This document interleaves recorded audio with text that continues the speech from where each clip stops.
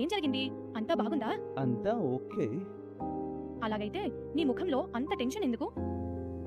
ఒక ఫ్రెండ్కి 15,000 ఇచ్చాను. 4 నెలలయ్యాయి. ఫోన్ కూడా సరిగ్గా ఎత్తడం లేదు. మళ్ళీ డబ్బులిచ్చావా? అవునురా, వచ్చే వారం తిరిగి ఇస్తానన్నాడు. గతసారి కూడా ఇదే అన్నాడు. అవునరా, ఫ్రెండ్ కదా, అంతా సర్దుకుంటామనుకుంటా. సర్దుకుంటావా లేక ప్రతిసారి నీవే పట్టించుకోకుండా వదిలేస్తావా? అంటే నువ్వు ఎవరికైనా చెడు అనిపించకూడదని నీకు నష్టం చేసుకుంటున్నావు. కానీ అతనికి నిజంగా అవసరముంది. మరి నీకవసరం లేదా? నీ ఈఎంఐ, ఖర్చులు, సేవింగ్స్ లేవా? అవును, కానీ సహాయం చేయడం తప్పు కాదుగా. సహాయం చేయడం తప్పు కాదు కానీ ఆలోచించకుండా డబ్బులివ్వటం తప్పు. నువ్విలా మాట్లాడుతున్నావంటే నేను మూర్ఖుడిని అన్నట్టు. నువ్వు చాలా ఎమోషనల్ గా ఉంటావు. సరే మేడం, మరి నేను ఏం చేయాలి?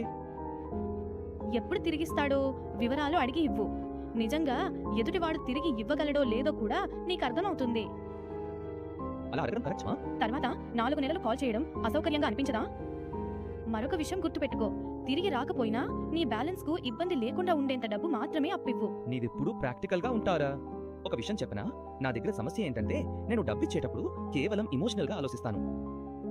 ఎమోషనల్ గా కాకుండా బౌండరీలు పెట్టుకోకపోతేనే మనం కోల్పోతాం.